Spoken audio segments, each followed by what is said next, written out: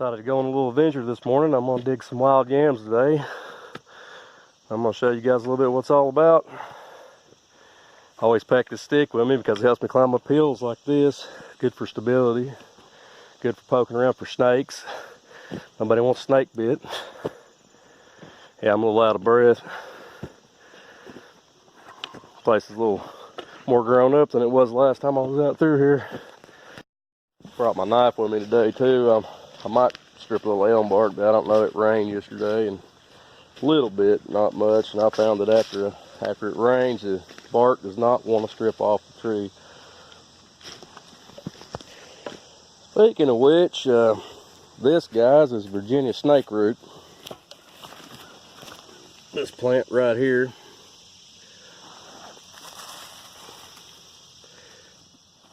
And if I can get my mattock out, I'll show you what the root looks like.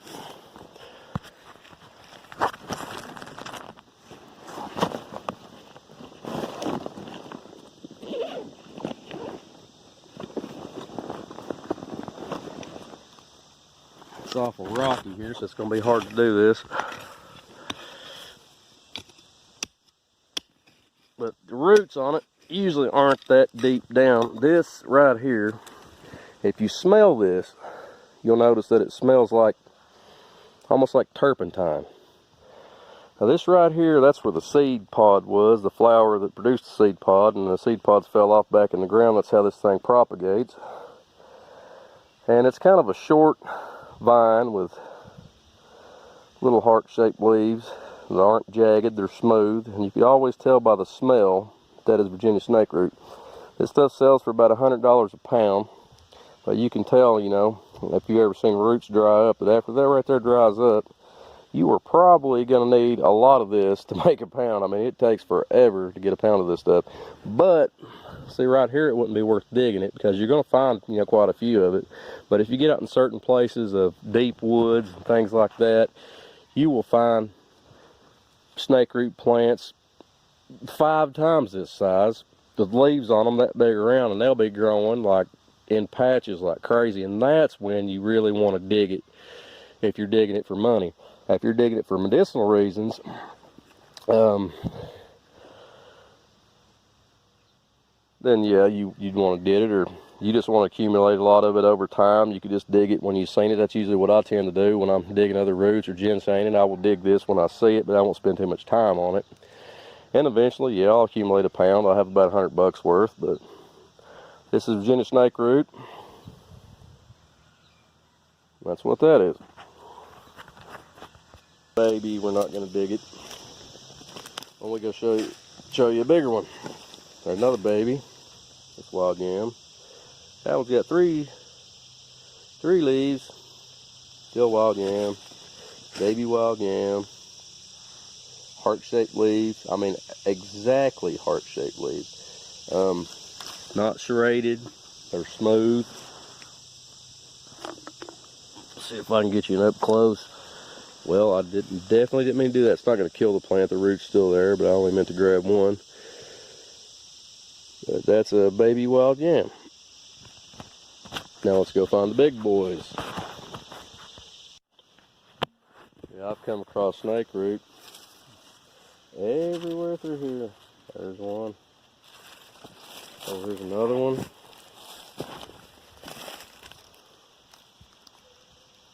But I mean, I said, oh my God, I'm finding snakeroot everywhere. It's not worth digging. Not big enough. Not big enough patches. Not if you're trying to do it for money. Look for little medium trees.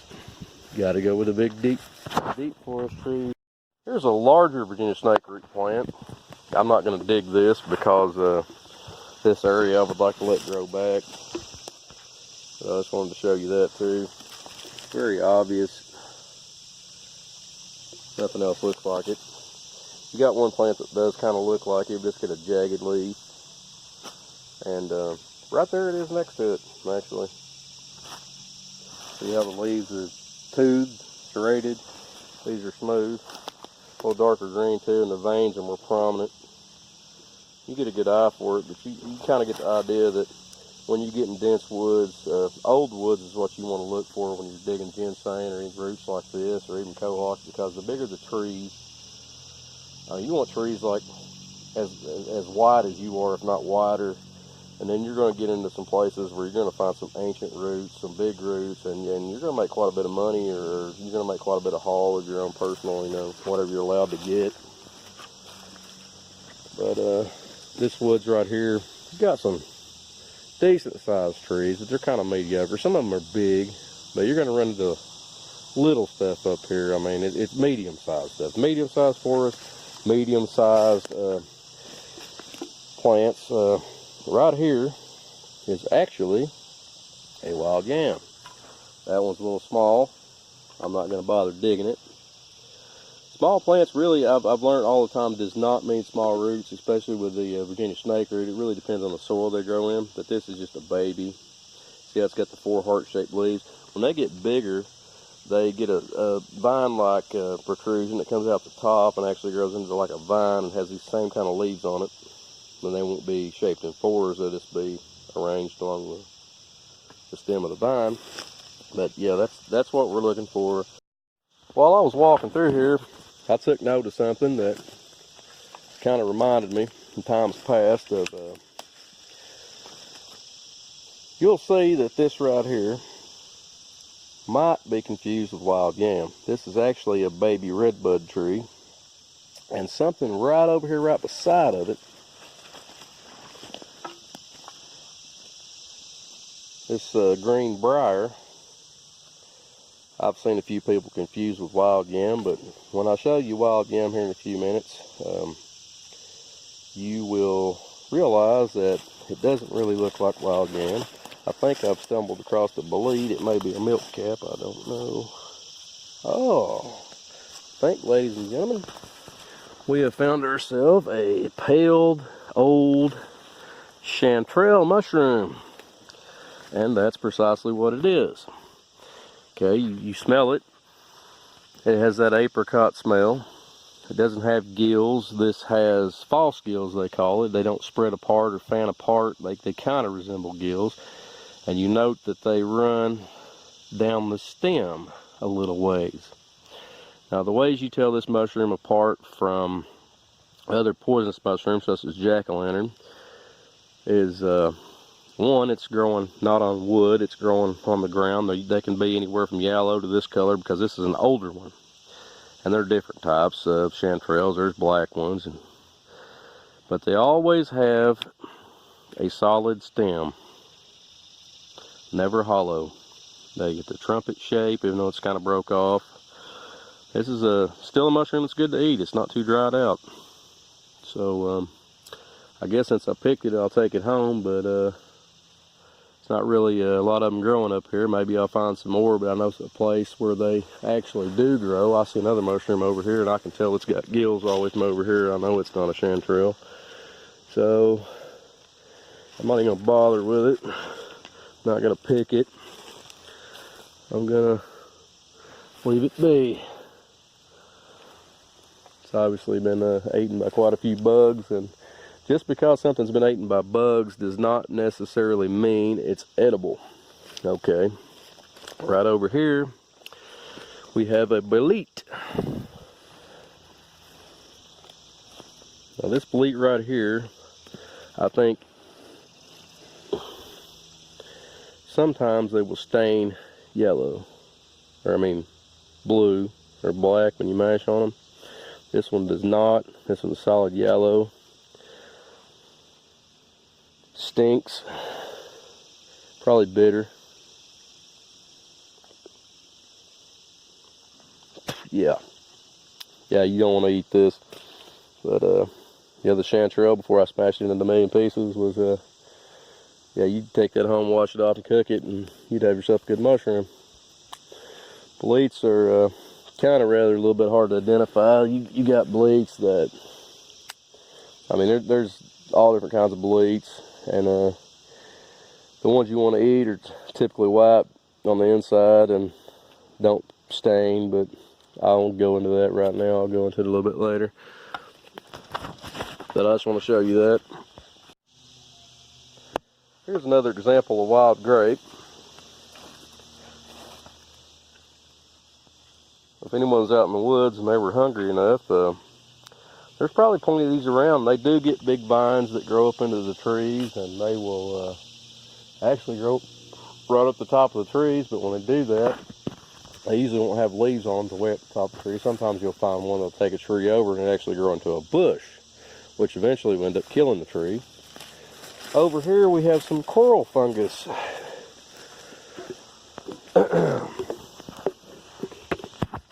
It's popped along it, and it's actually one of my favorite mushrooms to eat. There's different types of this. I believe this is the golden crown coral. It's my understanding that it's the red coral mushrooms that you do not want to eat. I mean, they're not really poisonous. The white ones you can eat. I've ate them. They're kind of bitter. There's nothing else that looks like this except for club fungi, and they grow up straight. They're not in bracts like this. They don't look nothing like it, but this usually grows on wood, or it can grow on dead wood in the ground that's buried under the dirt. But you can fry this up and saute it in butter and eat it, and it kind of is it's the closest thing to me to a morel mushroom that you can get. I mean, they're really not bad. Again, you want to cook them, you want to wash them good, you don't want to eat them raw, but yeah, this is golden coral mushrooms. I'm actually going to take these home and eat them. They get a nice mushroom smell. Like I said, they got a flavor, put a little salt on them. They're about like a morel mushroom. I guess opinions may differ, but you just have to try it and find out for yourself. Do a little more research on it. Don't take nobody's word for it, but this right here is one of the mushrooms that, unless you're in China, which is, as far as I know, the only place that has the deadly red coral mushroom. There's really no deadly coral mushrooms in the United States. Now, the red ones might make you sick, but this is a easy to identify mushroom. Very good mushroom, actually.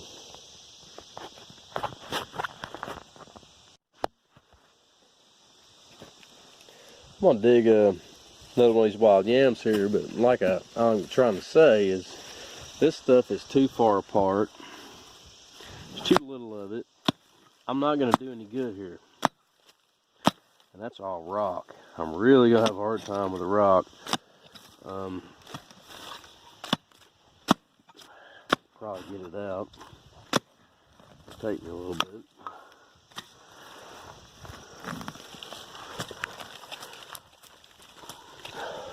Like I said, see, this one's kind of large. I bet I could dig a smaller one that has even a bigger root than this one. That last root I just dug, the other one that's branched out, now that's about as good a size root as you're going to find on a wild yam plant. But if you're getting a lot of those, hey, you're doing good. Sparse area like this, even though you find it growing everywhere, it's here, there, and everywhere. It's little bitty. It's not like a field of it. You'd have to do a lot of hard work for a lot of hours to make any good money off this. But if you're going up in the woods doing it for medicinal reason, oh, you got it made. It's okay, it's plentiful, it's everywhere. But like I said, the bigger the better. Let's go check the root on this guy. Little kid over here. We might get fooled by actually how big the root is. There's actually two of them growing together. But I'm gonna dig it anyway. Just do a size comparison.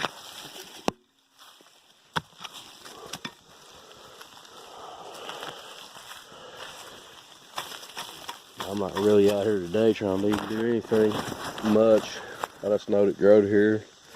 I was wanting to show that it growed on the east side of the mountain and not the west. Sorry about the camera, guys. I'm an expert cameraman, but here's this. You can just imagine. I mean, it seems like I'm finding it left and right, but you gotta imagine, man. It's way far apart. It's way complicated. It's difficult to dig. It's too much trouble, really. There it is. There it is. I'm gonna go there and get my stick I dropped. I packed this stick, it kind of slid down the mountain on me. I packed this stick for two reasons. One of them ain't because I want to look cool, but we live in eastern Kentucky here, and there's a lot of mountains, as you might know. This is Appalachia. And when you're trying to walk with your feet, you got 2 feet, you got to get stability with one of them. You want to slide. If you get a stick, you got something to prop yourself up on, where you don't have to dig as much in with your feet as you normally would, just not to fall backwards and slide in the dirt. So it gives you that get up and go, and it makes your trip easier. You don't got to get a particularly heavy stick like this one. This is I made this out of sourwood, which is okay for a stick. But I got another one at the house I made out of pine. It's a lot lighter. Of course, it would break easier. And that's the reason why I think mentally I want to pack this one, but sometimes physically I think I'd be better off packing the pine one because it's so much lighter. See, there's some more wild yam. I mean, it's literally everywhere, but it's small stuff. You can sit out here all day, and so what? Don't matter. You're not going to get anything out of it. This may well be another chanterelle, but it is not. This is a good example of not a chanterelle, I think. Yeah, this is a milk cap. See that? Milky white stuff. Doesn't look like the chanterelle we found earlier. This is a milk cap. Actually has a solid stem. But, unlike a chanterelle, it doesn't really have the wavy cone-shaped cap. It has gills, obviously. Gills. I'm not saying this mushroom is poisonous, but this is a milk cap. Almost looks like a chanterelle, but see the difference? It has gills, and the gills don't do like the false gills did. They do not at all go down on the stem there. They're stop right at the base of the stem. Same color. Pretty good smell, but not a chanterelle. Obvious differences.